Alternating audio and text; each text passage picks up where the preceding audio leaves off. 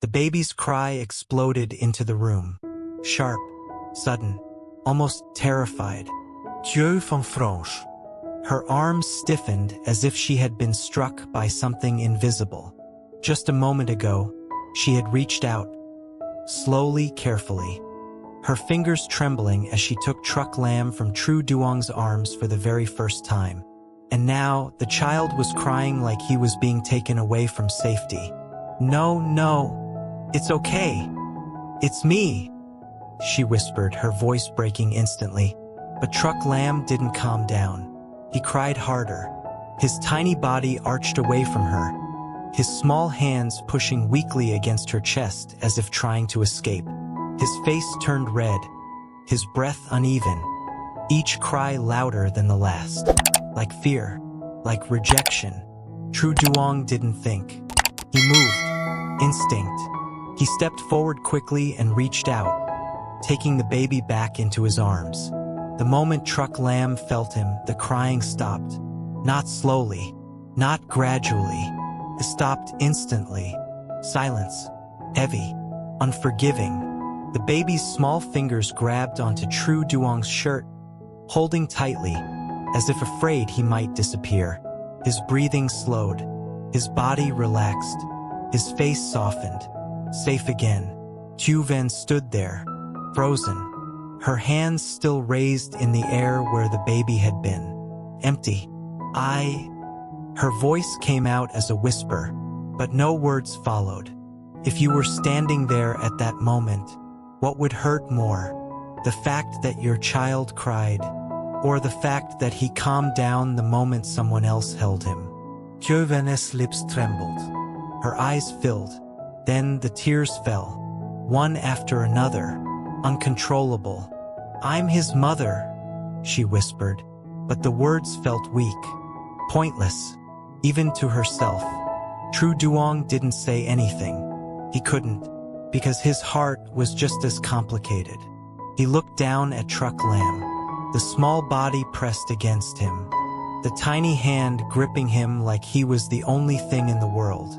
And for a second, he felt something dangerous, something he didn't want to feel. Relief, but it didn't last. Because right after that came fear. This won't last. The thought hit him hard. Without warning, he tightened his hold around the baby slightly. Not enough to be noticed, but enough that he felt it. One day he will know. The room remained silent. No one moved. No one spoke. Tieu Ven slowly lowered her hands. Her body felt weak, unstable, as if she had just lost something even though she had just found it again. "I'm sorry," she said suddenly. Her voice cracked. "I didn't mean to scare him." But deep inside, she knew. It wasn't about fear. It was about time. 5 months. 5 months of absence. 5 months of silence. 5 months where someone else had been there every single day. She took a step back. Then another. "I shouldn't have," she whispered. But she didn't finish the sentence, because she didn't know which part she regretted more. Leaving or coming back. Trieu Duong finally spoke. "He's not used to you yet." His voice was calm, but careful. Tieu Ven nodded slowly. "I know." But knowing didn't make it easier. She looked at the baby again, at the child she had carried, given birth to, left behind, and now couldn't even hold. "Can I?" She hesitated, her voice barely steady. "Try again?" Trieu Duong didn't answer immediately. His eyes remained on Truc Lam. Then slowly he looked up at her. What should he say? If he said no, he would protect the baby. But hurt her. If he said yes, he might hurt the baby. And himself. "If you were me," he murmured quietly, almost to himself, "would you give her another chance?" No answer came, because there wasn't one. "Okay," he said finally, slowly, but gently. Tieu Ven nodded quickly, her hands trembling again as she stepped forward. This time more carefully, more slowly. She reached out, her fingers brushing lightly against the baby's arm. Truck Lamb moved slightly, but didn't cry. A small hope flickered. She continued, sliding her hands underneath him, carefully lifting. For a second, everything held. Then the baby's face changed. His lips trembled, his brows tightened, and then another cry, not as loud as before, but still painful. Tieu Van froze again, her entire body stiff. I can't, she whispered. Her voice broke completely. She stepped back. Almost immediately. I can't do this, she said, shaking her head, tears falling faster now. Trieu Duong took the baby back without a word. The crying stopped again, and this time the silence that followed was even heavier. Tieu Van covered her mouth, trying to stop the sound of her sobbing. I lost him, she whispered, not to Trieu Duong, not to anyone, just to herself. I really lost him. Trieu Duong looked at her. Something inside him shifted. He had expected anger, blame, defensiveness, but not this, not someone breaking in front of him. I don't hate you, he said suddenly. The words surprised even himself. Tieu Van looked up, eyes red, confused. But I don't know how to trust you either. Honest, bro. She nodded slowly. I understand. And for the first time, she meant it. The baby stirred again, letting out a soft sound. Trieu Duong gently rocked him. You're safe, he whispered, but he didn't know if he was saying it to the child or to himself, because deep inside he knew this moment, this fragile balance, would not last forever. And when the day came, when the child turned away from him, would he be strong enough to let go? The crying had stopped, but the silence that followed was louder than anything before. Trieu Duong sat down slowly, still holding Truck Lamb close against his chest. The baby had calmed completely now, his small fingers still clutching the fabric of his shirt, as if letting go would mean falling into something unknown. Across the room, Tieu Van stood there, not moving, not speaking, just breathing unevenly, like she was trying to hold herself together with what little strength she had left. I won't try again, she said finally. Her voice was low, hoarse. I don't want to scare him anymore. Trieu Duong looked up. He expected relief, but instead something inside him tightened. You can't just give up like that, he said quietly. Tieu Van let out a faint, broken laugh. Give up? She repeated. Then she shook her head slowly. I already gave up once. The words hit differently this time. Not defensive, not bitter, just empty. She turned away slightly, wiping her tears quickly, as if she didn't want him to see. But he had already seen everything. That night, no one slept. Truck Lamb woke up several times.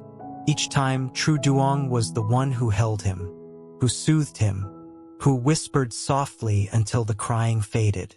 But something had changed, because each time the baby cried, Tieu Van would wake up too. She didn't move closer, didn't try to take him, didn't speak. She just watched, from the darkness. And every time the baby calmed in his arms, her eyes would lower again, quietly, like she was losing something again and again in silence. If you're watching this right now, Trieu Duong murmured softly one time, his voice barely audible as he rocked the baby. What would you do if the person who should have been there came back too late? No answer, only the sound of breathing and a heart that didn't know where it belonged anymore. Morning came slowly. The light slipped through the window, soft, cold. Trieu Duong stepped outside with Truck Lamb in his arms. The air felt different, heavier. Behind him, the door creaked open. Tieu Van stepped out. She didn't say anything, just stood there, watching. I'll go get water, she said after a moment. Trieu Duong nodded. No eye contact, Noi moushin. Just distance. When she returned, she didn't come close. She placed the bucket down quietly, then looked at Truck Lamb. "Can I sit here?" she asked softly. He hesitated, just for a second, then nodded again. She sat down, a little far, not too close, careful. The baby turned slightly. His eyes moved, landing on her. For a brief moment, time seemed to pause. Tieu Van held her breath. Truck Lamb didn't cry. He just looked, curious, unfamiliar. She didn't move, didn't reach out. She just whispered, "E." Her voice was soft, barely there. The baby blinked, then turned away. Something inside her cracked again. But she didn't cry this time. She smiled, just a little. "He's curious," she said. Trieu Duong didn't respond, because something inside him didn't feel right. That moment, small as it was, felt dangerous, because it wasn't rejection anymore. It was the beginning. Days passed, and slowly, very slowly, things began to change. Tieu Van didn't rush, didn't push, didn't force anything. She stayed. She watched. She waited. Sometimes she would talk to the baby from a distance. Sometimes she would sit nearby while Trieu Duong fed him. Sometimes she would just be there. And little by little, Truck Lamb started noticing her. A glance, a sound, a small reaction. Nothing big, but enough. Enough to make her hope, and enough to make him afraid. One afternoon it happened. Trieu Duong was working outside. The baby was sitting on a small mat nearby.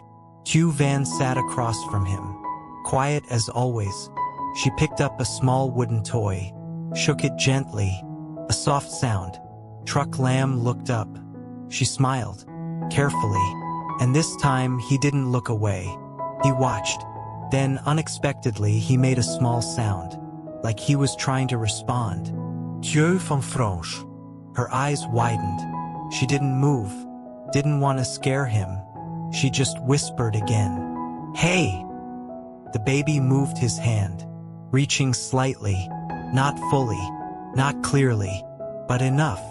Enough to break something inside Trieu Duong. He saw it, from where he stood, and his grip on the hoe tightened slowly.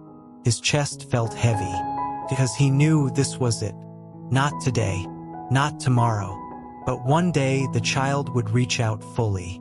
And when that day came, he might not be the one the baby reached for. "If you were me," he said under his breath, his voice barely steady, "would you be happy for them or afraid for yourself?"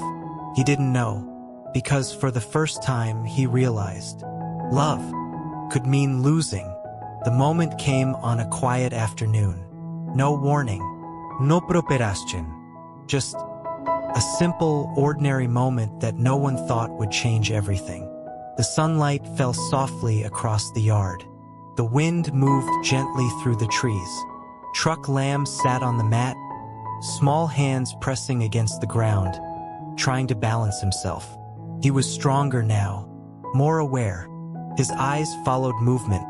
His ears caught voices, and his tiny world was slowly becoming bigger. Trieu Duong stood a few steps away, fixing a piece of wood. Tieu Van sat on the other side, silent as always, careful as always. No one spoke, until Truck Lamb moved. He shifted his weight, wobbled, then pushed himself forward. A small crawl, unsteady, but determined. Both of them froze, because the direction he moved was not random. It was toward the middle. Between them, Trieu Duong straightened slowly. Tieu Van held her breath. The baby stopped, looked up. His eyes moved from one to the other. Then he reached out, not to one side, not choosing, but both. His left hand stretched toward Tieu Van. His right hand reached toward Trieu Duong. And for a second, time stopped. Neither of them moved, because neither of them knew what this meant. "If you were in this moment," Trieu Duong's voice echoed quietly, almost like a thought. Would you take his hand? Or wait? Tieu Ven's lips trembled. Her eyes filled instantly. Trieu Duong's chest tightened. Slowly, carefully, they both moved. At the same time, two hands, reaching back, touching his. Chúc làm smile. A small smile, but real, warm, Pure. and in that moment, something inside both of them broke. Not pain, not fear, something softer, something they had been holding back. Tieu Ven let out a quiet sob. Not loud, not desperate, just relief. Trieu Duong didn't say anything, but his eyes lowered, because for the first time he wasn't afraid. The baby pulled himself forward, clumsy, unstable, and then he fell.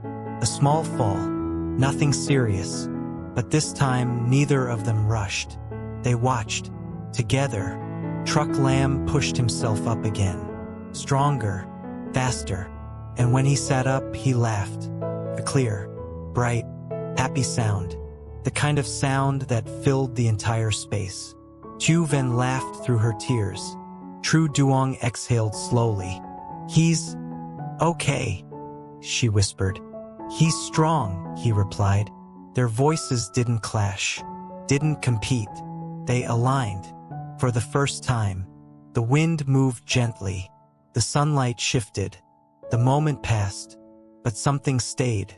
I thought, Trieu Duong said quietly, that loving him meant I had to hold on tighter than anyone else. Tieu Ven looked at him. But maybe, he continued, it means trusting that he won't leave, even if he has more than one place to belong. Silence. But this time it wasn't heavy. It was peaceful. Tieu Ven wiped her tears, then said softly, I don't want to take him away from you. Trieu Duong shook his head. And I don't want to lose him to you. They looked at each other, then both looked at the child. Maybe, she said slowly, he was never meant to belong to just one of us. Trieu Duong nodded. Maybe. The baby crawled again, toward them, between them, and this time they didn't hesitate. They moved closer, not to take him, but to be with him, together. If this story made you feel something, Trieu Duong's voice softened, like a quiet reflection, then maybe you understand. Sometimes love isn't about choosing who stays. Tieu Ven looked down at the baby, her hand gently resting near his. It's about choosing not to leave. The sun slowly dipped lower. The shadows grew longer. And in that small yard, a broken story didn't end with loss. It ended with something harder, something braver, a choice to stay. Not because it was easy, but because it was real.